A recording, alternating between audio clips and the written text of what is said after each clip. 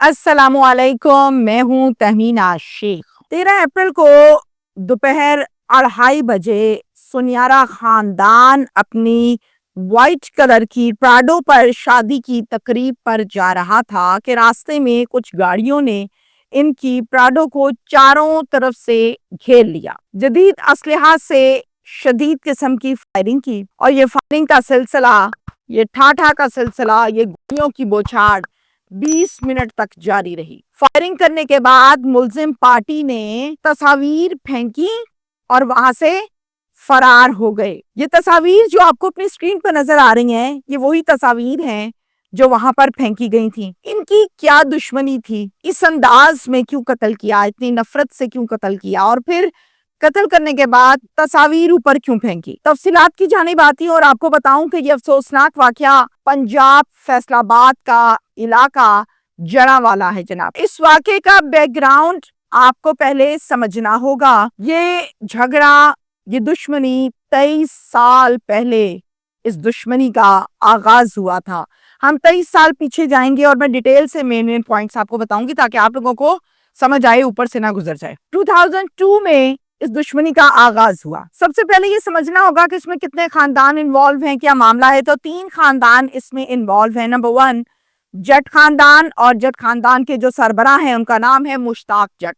Number 2 आराई खानदान, आराई खानदान के सरबराह का नाम है हफीज आराई। खानदान नंबर 3 है जनाब सुनियारा खानदान, और सुनियारा खानदान के जो सरबराह हैं इनका नाम है अलीम सुनियारा। अब आ जाएं आगे। जट खानदान और आराई खानदान, इनकी आपस में छोटी छोटी बात पर रंजिशें चलती रहती थी, चपकलश चलती रहती थी। छोटी बड़ी नफरतों के जो बीज हैं वो दिलों में और जहनों में बोए गए थे और वो चलते आ रहे थे। लेकिन एक झगड़ा ऐसा हुआ जिसमें मुश्ताक ने हफीज आराई यानी जट खानदान ने आराई खानदान के हफीज आराई को खूब फेंटी चढ़ाई, बहुत मारा, मार मार कर बेहोश कर दिया। बॉडी पूरी लहू लहान हो गई। मार खाते खाते आखिर वो जमीन पर गिरा और ये कहा कि यार झगड़ा अपनी जगह, मुझे पानी पिला दो। जब पानी पिला दो की बारी आई तो आगे से मुश्ताक की जानिब से बजाय इसके कि हफीज को पानी पिलाया जाता, उसने इंतहाई घटिया हरकत की। पानी पिलाना तो दूर की बात, उसने क्या किया, इसके ऊपर पेशाब कर डाला। उसने कहा ये है तुम्हारा पानी, इसको पियो। फिर वो क्या करता है, वो कहता है यार मुझे मार दे, मुझे कत्ल कर दे, जे तू मैनू छड़िया फिर मैं तेनू नहीं छड़ना, याद रखी, या मैनू मार दे तो या फिर तेरी मौत हम तेरा इंतजार कर रही। हाल बेहाल है।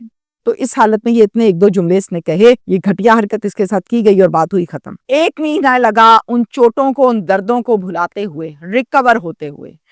1 महीने के बाद डॉक्टर्स ने ये कहा कि नाउ यू आर स्टेबल। फिर क्या हुआ, ये बात मैं आपको बता रही हूँ 2002 की।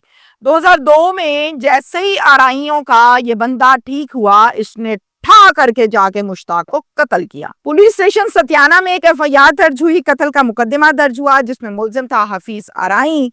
और हफीज आराई को कार्रवाई करने के बाद पुलिस ने गिरफ्तार किया, और गिरफ्तार करने के बाद, मिसले लिखने के बाद अदालत में फैसले हुए और इस शख्स ने 15 साल जेल काटी। जब मुश्ताक कत्ल हुआ था तो उस टाइम उसका एक बेटा था, उस बेटे का नाम था उमर मुश्ताक, और उमर मुश्ताक उस टाइम बिल्कुल छोटा था और उसकी उम्र थी उस टाइम कोई 4 साल। 15 साल जेल काटी। हफीज आराई रिहा हुआ तो ये उमर हो चुका था अब 20 साल का। उमर अब जवान हो चुका था। बचपन से सब ये बताते थे कि तुम्हारा बाप कत्ल हुआ, तो वो एक रंजिश, एक नफरत, एक दुख बचपन से दिल में था अपने बाप के कत्ल होने का, और बाप के कत्ल का बदला अंदर दिन ब दिन ये पौधा पल रहा था, ये बीज तो डला हुआ था। ये क्या करता है, ये भी कत्ल करता है। फिर अब ये हफीज आराई को कत्ल कर चुका था और फिर एक जाकर ये मस्जिद में ऐलान भी करता है। क्या ऐलान करता है, कहता है जी मेरे बाप को जिसने कत्ल किया था मैंने उसका बदला ले लिया, मैंने बदला ले लिया, हाँ मैंने बदला ले लिया। और इस कत्ल का मुकदमा भी सतियाना पुलिस स्टेशन में दर्ज होता है। इस एफआईआर में मुलजिम था عمر مشتاق پر پولیس کارروائی کرتی ہے اور اس کو گرفتار کر لیتی ہے۔ اس قتل کے ٹرائل بیسس پر ابھی معاملات چل ہی رہے تھے، عدالتی ٹرائل چل رہا تھا۔ 1 ماہ اس نے جیل کاٹی۔ 1 ماہ جیل کاٹنے کے دوران بیچ میں صلح نامہ کی باتیں ہونے لگی اور آخرکار صلح نامہ طے پا گیا، لکھت پڑھت ہوئی اور 1 ماہ جیل کاٹنے کے بعد یہ شخص باہر آ گیا۔ اب کیا ہوا؟ جب یہ باہر آ گیا، معاملات سیٹل ڈاؤن کی طرف جانے لگے۔ آرائی خاندان انہوں نے کیا کیا؟ پھر سے حملہ کیا جٹ برادری پر، جٹ خاندان پر۔ اس حملے میں عمر جو کہ 1 ماہ جیل کاٹ کر صلح نامہ کی بیس پر باہر آیا تھا، اس کو قتل کر دیا گیا۔ پھر ستیانہ پولیس اسٹیشن میں ایک اور قتل کا مقدمہ درج ہوا۔ اب آ جائیے جٹ گروپ پر۔ ایک ایسا کردار جو کرتا دھرتا ہے، جس کا ٹھاٹھیا بولتا ہے، جس کے نام کا بول بالا ہے، وہ ہے جناب جٹ گروپ کا ماموں۔ نام ہے ان کا توقیر عرف دھنا۔ دھنا اس کو کال کیا جاتا ہے، اس کو بلایا جاتا ہے۔ توقیر عرف دھنا کو یہ لگتا تھا سنیارا خاندان نے ہی ان کی مدد سے یہ قتل کروایا ہے، کہ انہوں نے تھڑے لگائے ہیں، انہوں نے فیلڈنگ کرائی ہے، انہوں نے مروایا ہے، انہوں نے مائنڈ سیٹ کیا، انہوں نے مائنڈ میک اپ کیا، برین واش ان کا ہے۔ اس کو ایسا لگتا تھا دھنے کو، ہم تو صلح کر چکے تھے، ہم نے تو دلوں سے میل نکال دی تھی اور صلح باقاعدہ ہوئی ہے۔ پھر ہوا کیا؟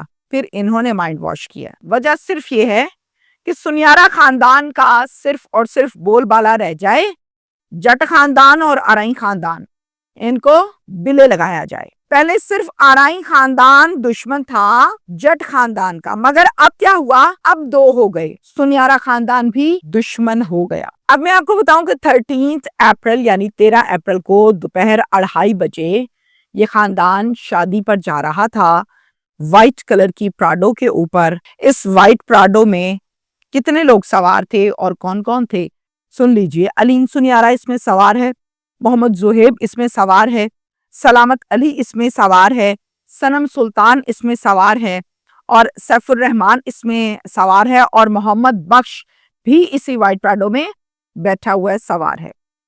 جیسے ہی یہ پہنچتے ہیں بوٹے والی جھال نزد مدرسہ عثمان بن عفان اہل حدیث، یہ مدرسے کا نام ہے، یہاں پر جب یہ پہنچے تو ایک دم سے ان کی گاڑی کو چاروں طرف سے گھیر لیا گیا، شدید فائرنگ ہوئی، گولیاں برسائی گئیں، 20 منٹ تک یہ فائرنگ کا سلسلہ چلتا رہا۔ اپنی تصاویر وہاں پر پھینکی جو آپ کو اپنی اسکرین پر نظر بھی آ رہی ہیں، اور پھر اس کے بعد وہاں سے فرار ہو گئے۔ اس سارے معاملے میں ان گولیوں کے کھیل میں 4 لوگ قتل ہو گئے، سلامت، زہیب، علیم سنیارا اور صنم سلطان، یہ اللہ کو پیارے ہو گئے۔ باقی 2 کی حالت تشویشناک ہے، سیریس کنڈیشن ہے، دونوں ہاسپٹل میں زیر علاج ہیں، اور نام ہے ان کا محمد بخش جو کہ زندگی اور موت کی سانسیں لے رہے، اور سیف الرحمان اس کی بھی جو صحت ہے وہ ٹھیک نہیں ہے، ڈاکٹرز کہتے ہیں دعا کریں۔ 4 لوگوں کے قتل کا ایک اور مقدمہ درج ہوا تھانہ ستیانہ میں ہی، جس کے مدعی بنے ندیم ساجد صاحب۔ ندیم ساجد جو ہیں وہ ان کا تعلق سنیارا گروپ سے ہے۔ سنیاروں کا اب اس ٹائم یہ موقف ہے کہ ہمارا ان کے سابقہ قتلوں کے ساتھ کسی قسم کا کوئی لینا دینا نہیں، کوئی دشمنی نہیں، کوئی مسئلہ مسائل نہیں، نہ ہمیں کوئی دلچسپی ہے۔ ان کو ایسا لگتا ہے کہ ہم نے یہ کام کروایا، ہم نے تھڑے لگوائے، لیکن ہم نے نہیں لگوائے، ہمیں کوئی دلچسپی نہیں ہے، نہ جانیں گے ایسا کیوں سوچتے ہیں۔ اس کے بعد میں آپ کو بتاؤں کہ اس ایف آئی آر میں کتنے لوگ نامزد تھے، کتنے نامعلوم تھے۔ وہ یہ ہے کہ جی توقیر عرف دھنا اور اس کے ساتھ 12 لوگ اور جن کے باقاعدہ نام مینشن کیے گئے ہیں، یہ نامزد ملزمان ہیں، اور ٹاپ پر جو نام ہے وہ توقیر عرف دھنا کا ہے۔ اس کے ساتھ ساتھ 4 لوگ اور بھی شامل کیے گئے ہیں جن کو نامعلوم کی کیٹیگری میں رکھا گیا ہے۔ اب سنیارا گروپ کی کس حد تک لڑائی تھی، آرائی گروپ کی کس حد تک نفرت تھی، اور جٹ برادری کس حد تک سچی ہے، اس چیز کی تفتیش کرنے والا جو محکمہ ہے وہ پولیس کا محکمہ ہے۔ پولیس کرے گی اس کی تفتیش اور تصدیق، پھر اس کے بعد جو سٹیٹمنٹ پولیس دے گی وہ یقیناً آپ کو بتائی جائے گی۔ لیکن اس ٹائم تمام لوگ اس نوجوان لڑکے کے حوالے سے بہت دکھی دکھائی دیتے ہیں جس نے وائٹ کلر کا کاٹن کا سوٹ پہن رکھا ہے، دکھنے میں خوبصورت نوجوان ہے، اور اس کو بے دردی کے ساتھ اس طرح سے قتل کیا۔ لوگوں نے تصاویر ویڈیوز بہت کچھ دکھایا چلایا بھی، لیکن پالیسی ایسی ہے کہ میں آپ کو دکھا تو نہیں سکتی وہ ویڈیوز، مگر میں اور میری ٹیم ہم نے کلیئرلی وہ ویڈیوز دیکھی جس میں کسی کا سر گرا ہوا ہے نیچے، کسی کا سر لیفٹ گرا ہوا ہے، کوئی گاڑی کے دروازے سے آدھا باہر اور آدھا اندر ہے اور لہو لہان ہے، اور گاڑیاں سوراخ کر دیے گئے ہیں، گاڑیوں کی لوہے کی چادر میں سوراخ ہیں، چھلنی کر دیا گیا ہے، اس قدر فائرنگ ہوئی ہے۔ بہرحال انتظار کرتے ہیں کہ پولیس اس تفتیش کو کب تک مکمل کرتی ہے۔ یہ تمام کا تمام موقف جٹ برادری، ارائیں برادری اور سنیارا برادری، یہ تمام برادریوں کا جو موقف ہے، جو عوام سے بات کی، جو نمائندگان سے، مقامی صحافیوں سے بات کی، وہ تمام چیزیں میں نے آپ کے سامنے رکھی ہیں، لیکن میں یقین کرتی ہوں پولیس کی تفتیش پر، اور وہی تصدیقی خبر ہوتی ہے۔ تصدیقی خبر کیا آتی ہے وہ پھر ہم آپ سے شیئر کریں گے۔ Thank you.